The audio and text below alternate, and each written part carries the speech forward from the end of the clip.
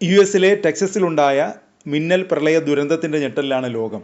US പോലെ എല്ലാ മേഖലയിലും മുന്നിട്ട് നിൽക്കുന്ന ഒരു രാജ്യത്ത് ഈ മിന്നൽ പ്രളയം എന്തുകൊണ്ടാണ് ഇത്രയും നാശം വിതച്ചത്?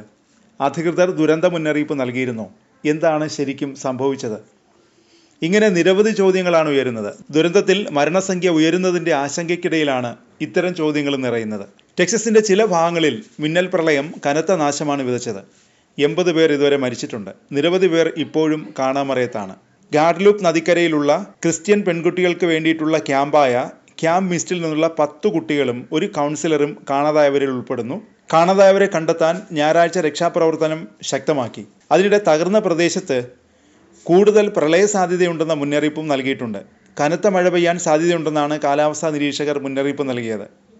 ഇതോടെ അധികൃതർ അതീവ ജാഗ്രതയിലാണ്. രക്ഷാപ്രവർത്തനം ദ്രുതഗതിയിൽ തുടരുമ്പോഴാണ് ദുരന്തത്തെയും നിലവിലുള്ള ദുരിതാശ്വാസ പ്രവർത്തനങ്ങളെയും കുറിച്ചുള്ള ചില പ്രധാന ചോദ്യങ്ങളും ഉയരുന്നത്. ജൂലൈ 2 തന്നെ സ്റ്റേറ്റ് എമർജൻസി മാനേജ്മെൻറ്റ് ഉദ്യോഗസ്ഥർ പടിഞ്ഞാറൻ മധ്യ ടെക്സസ് മേഖലകളിൽ കനത്ത മഴയും വെള്ളപ്പൊക്കവും ഉണ്ടാകാൻ സാധ്യതയുണ്ടെന്ന് മുന്നറിയിപ്പ് നൽകിയിരുന്നു. ജൂലൈ 3 ആയപ്പോഴേക്കും കെർ ഉൾപ്പെടെയുള്ള 8 കൗണ്ടികൾക്ക് വെള്ളപ്പൊക്ക മുന്നറിയിപ്പ് നൽകി. 13 ഇഞ്ച് മഴയും ഒറ്റപ്പെട്ട സ്ഥലങ്ങളിൽ 7 ഇഞ്ച് വരെ മഴയും പ്രവചിച്ചു. എന്നിട്ടും ഇത്രയും തീവ്രവും വിനാശകരവുമായ വെള്ളപ്പൊക്കത്തിനെക്കുറിച്ചുള്ള മുന്നറിയിപ്പുകളൊന്നും ഉണ്ടായതേയില്ല. ജൂൺ 4 പുലർച്ചെ 4:03 ഹണ്ട് പട്ടണം ഉൾപ്പെടെയുള്ള തെക്കൻ മധ്യ കെർ കൗണ്ടിയിൽ നാഷണൽ വെതർ സർവീസ് വെള്ളപ്പൊക്ക അടിയന്തരാവസ്ഥ പുറപ്പെടുവിച്ചു.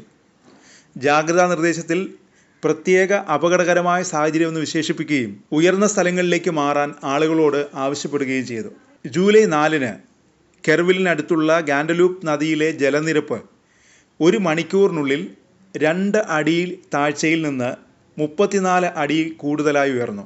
അപ്രതീക്ഷിതമായൊരു മാറ്റമായിരുന്നു ഇത്. മാത്രമല്ല, ഞായറാഴ്ചയോടെ കൂടുതൽ മഴയ്ക്കും കൂടുതൽ വെള്ളപ്പൊക്കത്തിനുമുള്ള സാധ്യതയും കാലാവസ്ഥാ വകുപ്പ് നൽകി. ഇതോടെ രാജ്യം കനത്ത ആശങ്കയിലും ജാഗ്രതയിലുമാണ്. വെള്ളപ്പൊക്കത്തിൽ കുടുങ്ങിക്കിടക്കുന്നവരെ കണ്ടെത്തുന്നതിനും രക്ഷപ്പെടുത്തുന്നതിനും എമർജൻസി സംഘങ്ങൾ തീവ്ര ശ്രമത്തിലാണ്.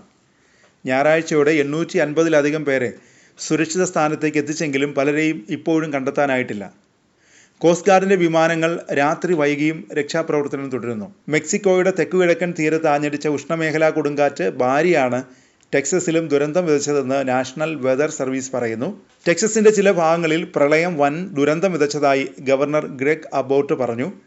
പല പ്രദേശങ്ങളിലും കൂടുതൽ മഴ പെയ്യാൻ സാധ്യതയുണ്ട്. കെർ കൗണ്ടിയിലെ ഹണ്ടിൽ പ്രളയ സാധ്യതയുള്ളതിനാൽ ആളുകളോട് ഉയർന്ന പ്രദേശങ്ങളിലേക്ക് മാറാൻ അധികൃതർ നിർദ്ദേശം നൽകി. Where's the Hunt store? That big pile of rubble. See the rubble right there? That's the post office. Oh my God. Look at all that. All that white brick was the post office. Holy smokes.